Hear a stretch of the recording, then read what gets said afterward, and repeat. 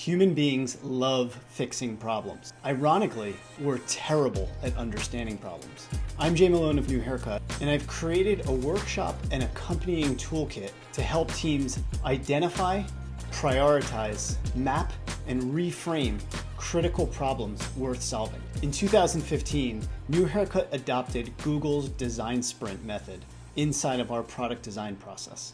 Like the rest of the world, we fell in love with the structure and the speed of what was possible inside of a design sprint. As we became more and more familiar, what we learned is that they're a great tool for validating solutions, meaning rapidly coming up with concepts around problems we were trying to solve. That's the power of a design sprint. What design sprints don't do well at all is tell you if you're working on an important problem. After many sprints, what we learned is that design sprints sit in the second diamond of the double diamond process. That is, in the space of identifying winning solutions. But there's this whole other diamond to the left. That diamond is all about problem identification, making sure that you're working on important problems worth solving. That's the space where problem framing comes in and informs processes like design sprints. So there's 4 big objectives to problem framing.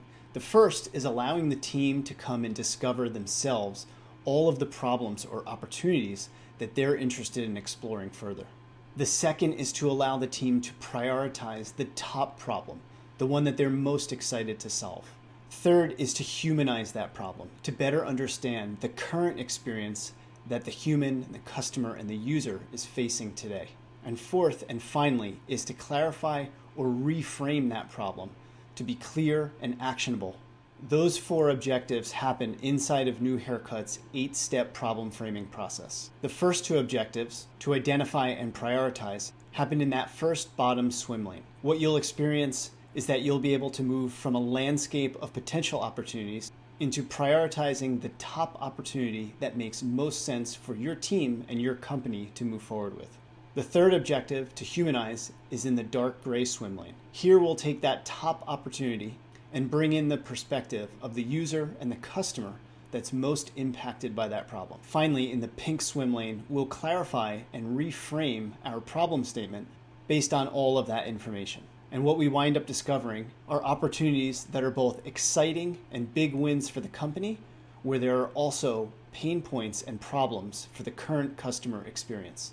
The space in between those two is where innovation happens. If you'd like to be the person to lead and bring problem framing into your team's conversations, check out New Haircut's problem framing toolkit at the link here.